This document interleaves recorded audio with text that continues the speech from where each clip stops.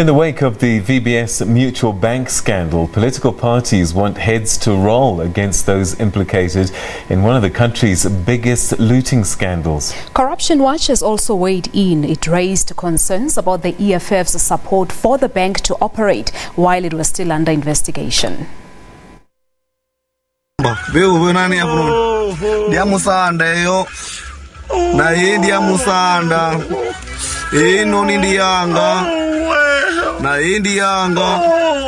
Some of the alleged beneficiaries of the grand loot of the VBS Mutual Bank in Venda, Limpopo.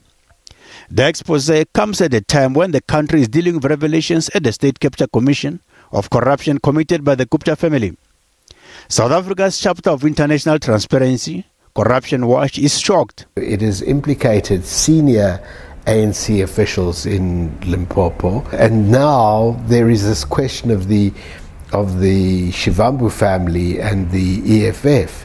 Now there is evidence, clear evidence. I mean, I think it's not denied at all that the bank made large payments to the brother of one of the leaders of the EFF. He says the irony of the EFF is that it was calling for the bank to be allowed to operate in the midst of the scandal. Now, when you discover that in fact the family of one of their leaders has been beneficiaries of the bank, you know, you have to ask yourself, or they have to be asked the question, is there any connection? In a statement, the EFF called on law enforcement agencies to get to the bottom of the saga and to recover all the money as well as to attach properties of those fingered in the loot. The ruling party warns that heads will roll against its senior officials in Limpopo should they be linked to the VBS corruption.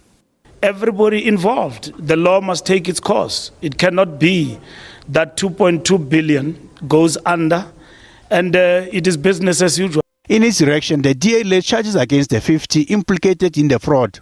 Today, the Democratic Alliance laid criminal charges against the 50-odd people who were implicated in siphoning billions off of VBS Mutual Bank.